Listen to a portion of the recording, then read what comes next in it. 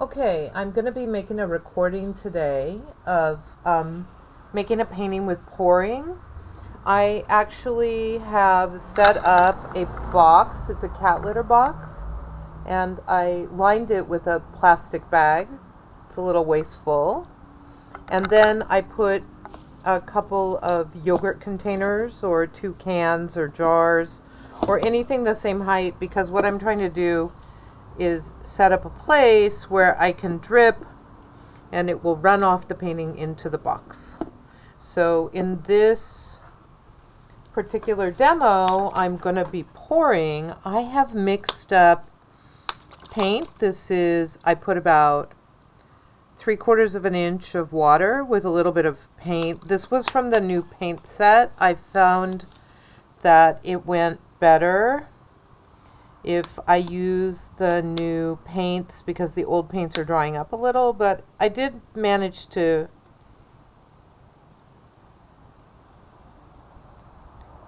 be able to. So I'm going ahead, I'm going to do a pour here. Now I might want to get something like a sponge. But remember, this is painting without brushes.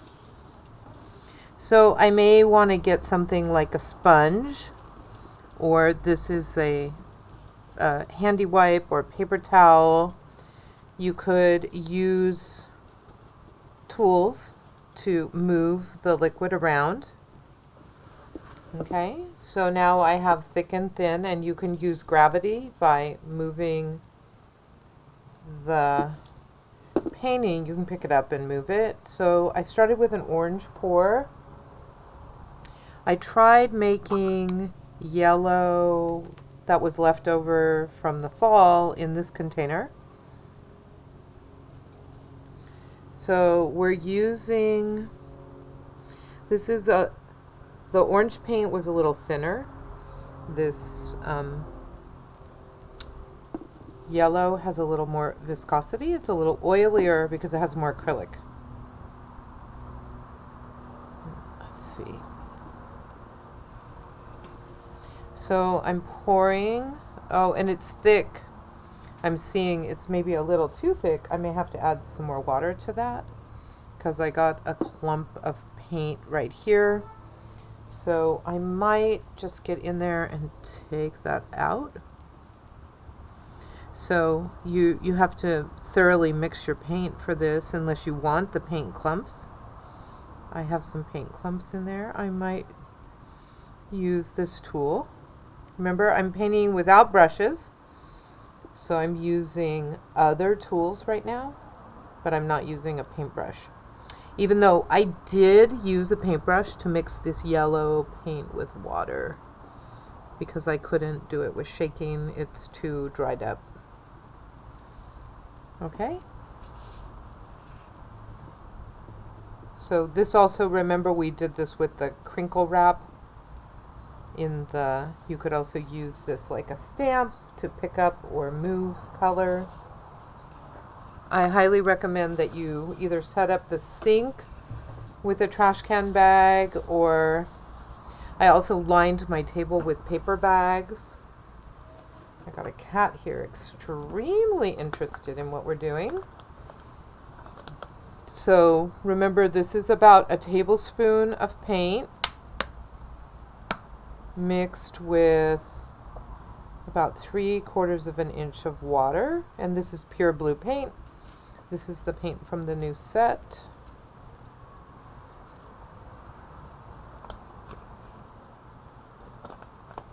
Now, part of this painting this is called painting without brushes, and you're going to see what you can actually do with paint without a brush. You may not like what you did. It is very possible that you will not like it, and sometimes you just have to keep going. So now I'm using a brush, but I'm not, when I say painting without brushes, I mean the brush doesn't touch. So now I'm dropping some paint. So I'm saying the brush doesn't touch the canvas. So it has no touch of the brush. But if you're using the brush as a mixing tool or to drip Jackson Pollock style, that's fine. So the crazy thing about making a painting like this is you can keep making the painting and you keep making the painting and you keep, like, the paint will just roll off into the plastic bag and you're constantly making a new painting. Now you might want to mix up some custom colors. I put some white with the magenta. I don't know if you can see everything I'm doing. I put some white with the magenta, but I left pure orange and pure yellow and pure blue. So what I'm going to do here, I'm going to do a little Jack the Dripper drizzle with my brush. I'm letting that. So we're using a lot of gravity to see what will happen. And you have two canvases this size, so you can actually do this twice, and one of them can be the start of your painting about music. So I'm going to go ahead and add some water to this. So I'm really painting. I set up outside, if you hear traffic, on a table I have outside. Before I started the video camera, I spent about 15 minutes setting up and mixing the paint. So right now I'm just mixing a little bit more water into that yellow that was kind of clumpy. I'm using a popsicle stick. You can use any tool.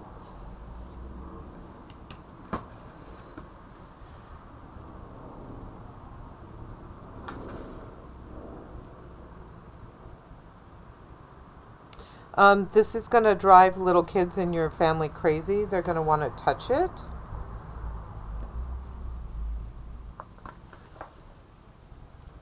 So because this one is super watery and this one's thick, it's kind of holding in my, it's like, I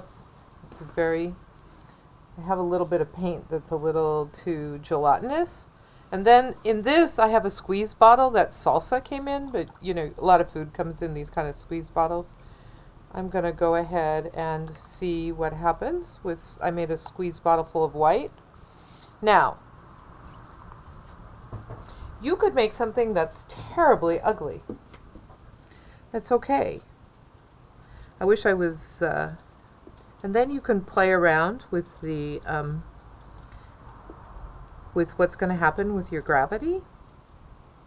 And I hate to tell you this, but it may be way more beautiful while it's wet than when it dries. So I'm like fooling around with it. You can see the colors are moving.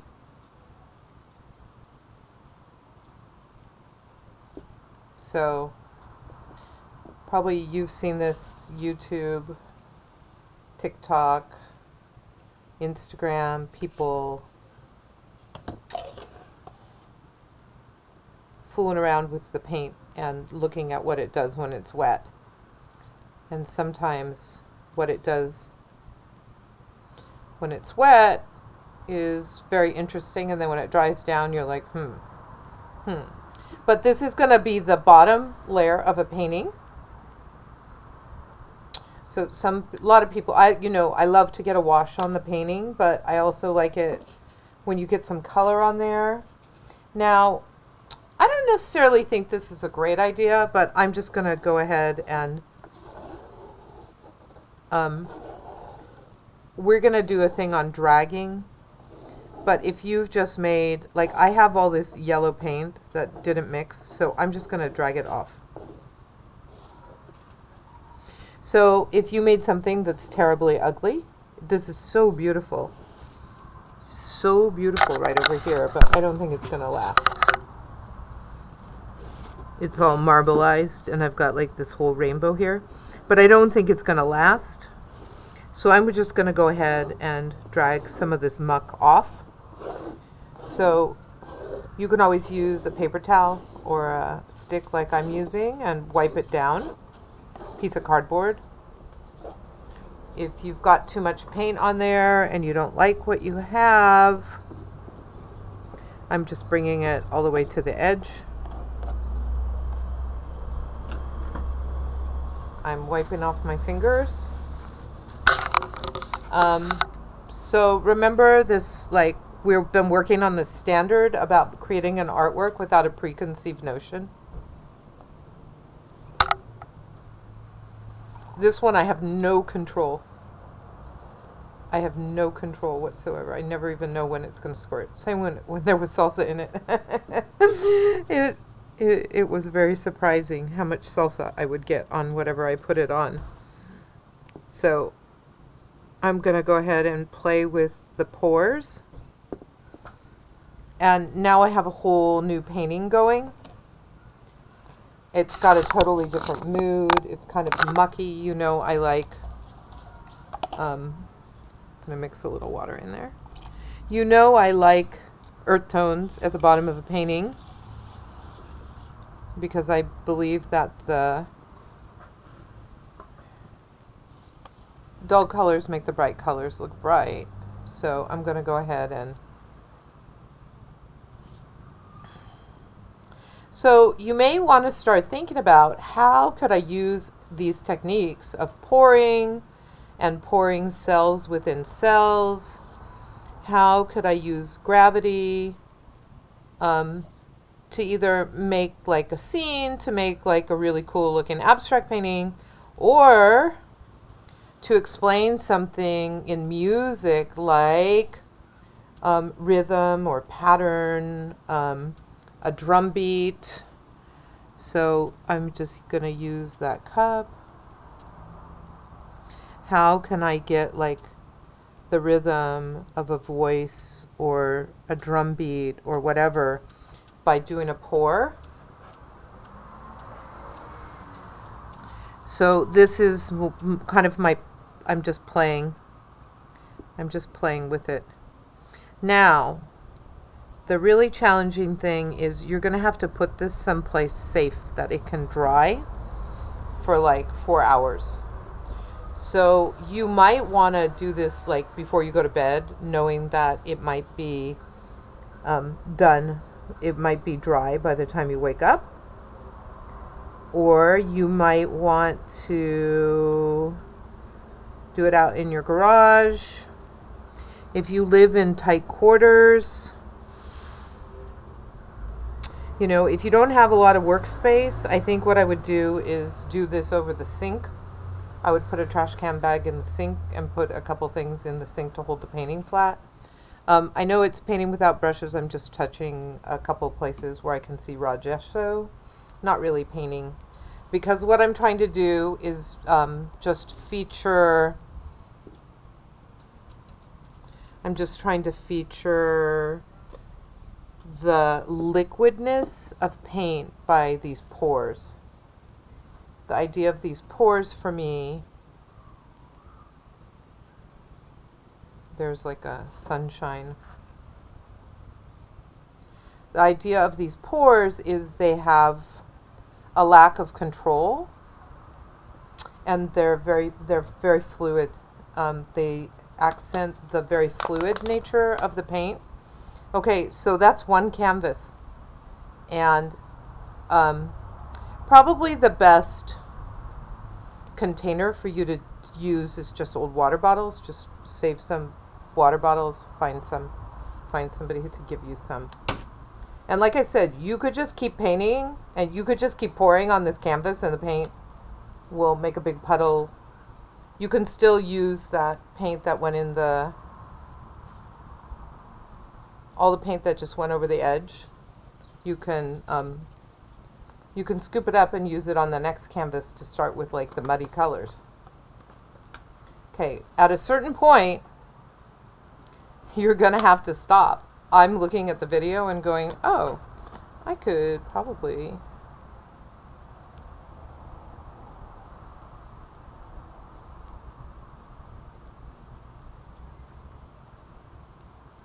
and you'll see like it'll be really beautiful, and then you'll ruin it.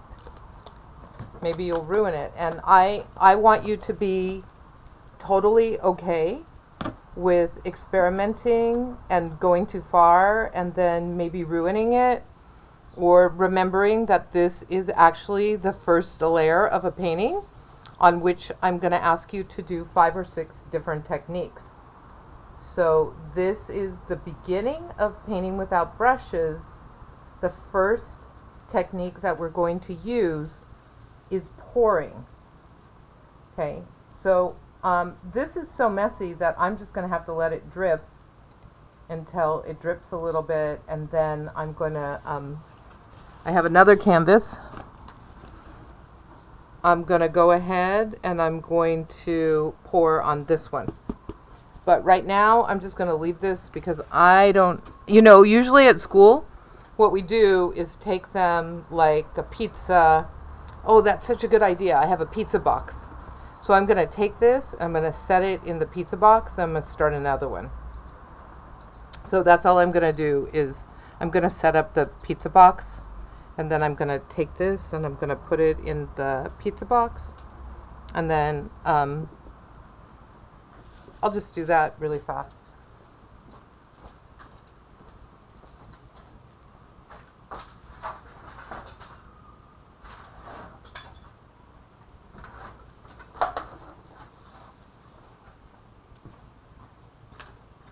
This is perfect, so you can see what's going on underneath. So I'm just going to take this, I'm going to put it on this cardboard box, and I'm going to move it to where it can dry flat.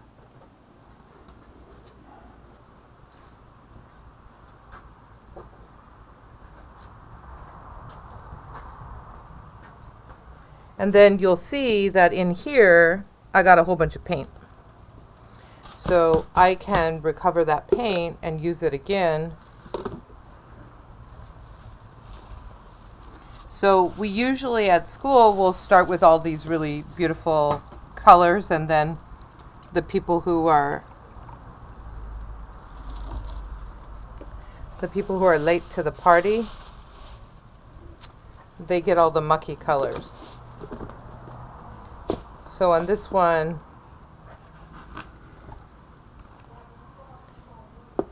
I'll put another canvas.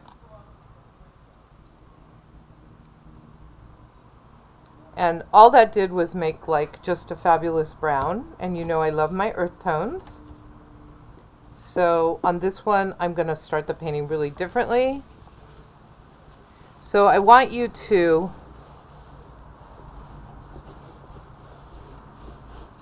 all I'm going to do with those earth tones is put a wipe. I'm just wiping a wash all over my gesso to seal up my gesso,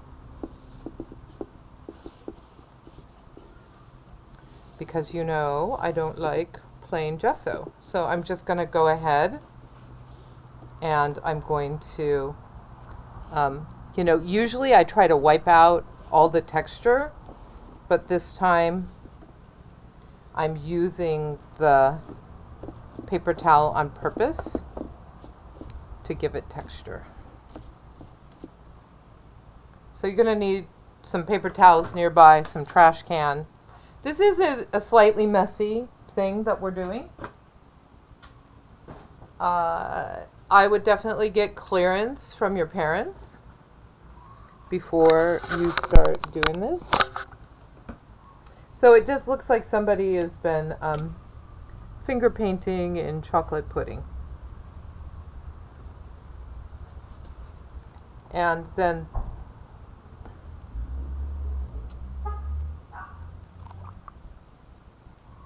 I'm going to go ahead and draw on it. I don't know if this thing that shoots paint is the best idea,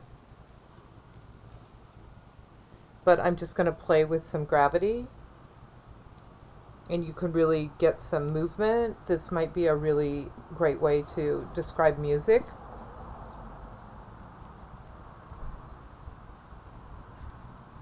I would really like to use some pink right now, but I filled my my pink cup with all the gunk. So I could mix some more.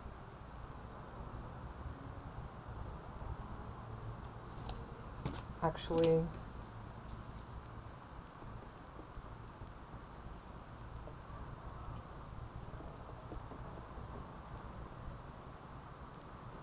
so as you can see, I'm starting this painting so differently.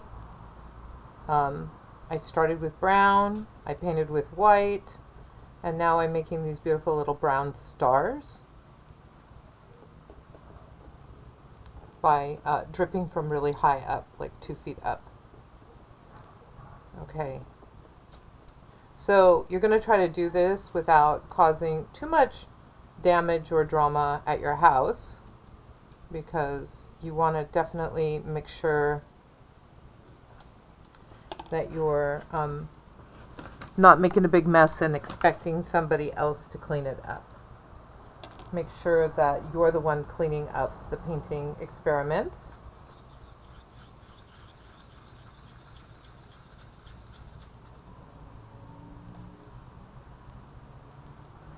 So I'm just, because I'm painting still, I'm going to go ahead. So I'm going to work on this painting 4 times. I just took the orange and yellow and brown together. And now so this one has a real natural look. It's got less candy color, more nature colors.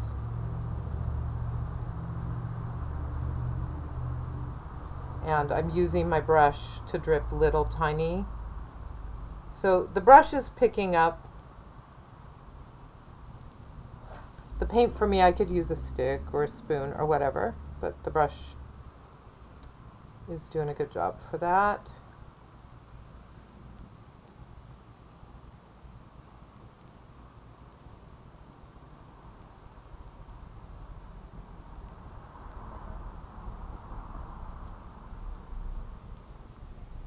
Okay. So that I'm unpainting. I'm taking a little glob of yellow back off here too. I don't like those globs of yellow, and that was my fault. And I'm going to take the lid off the white thing because I don't like that squirting white too much.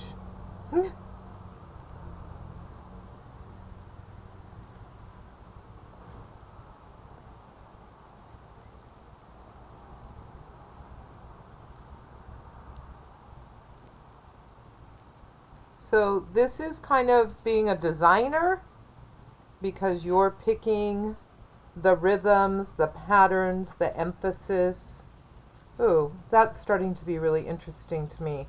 So I'm probably just going to go with that. I'm going to let the gravity do its work. The painting is bowing a little and dripping, but it's starting to kind of look like I'm flying over a landscape or something.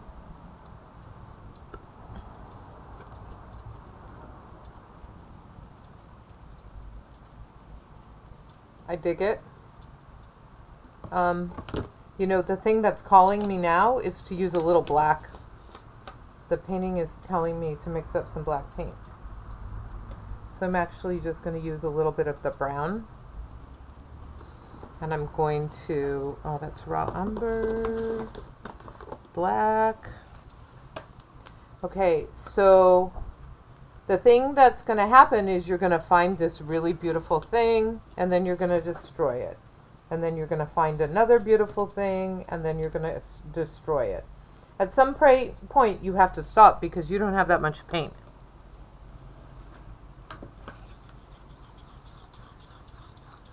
At some point,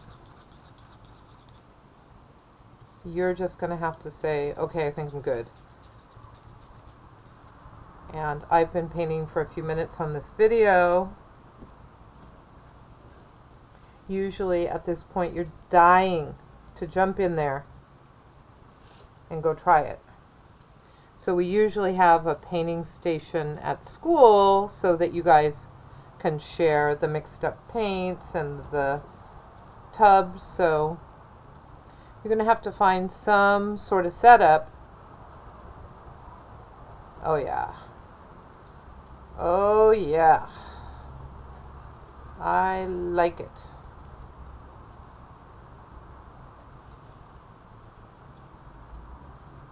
So what, like each thing you do kind of makes a background and a foreground. So these now are popping out. It reminds me of Jupiter.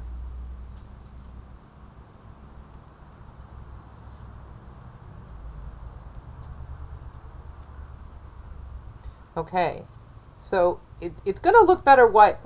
Don't be disappointed.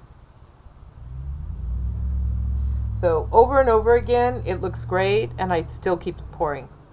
But I'm kind of done using up the paint that I have made now. So I'm going to...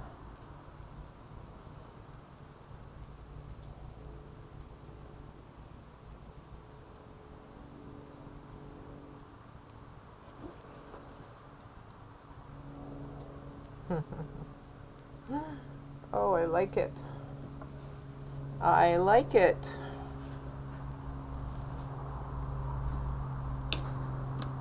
My cat thinks I'm nuts.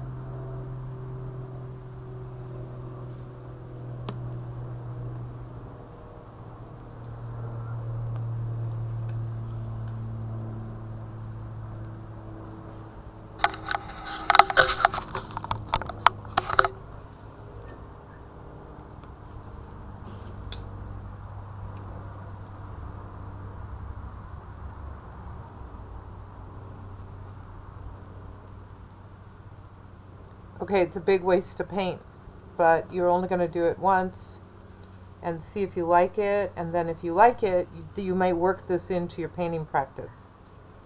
And if you don't like it, then you'll at least appreciate it when you see other people doing it. You'll be like, oh yeah, that was poured with no gravity. Working on a painting in a horizontal position is different too, because most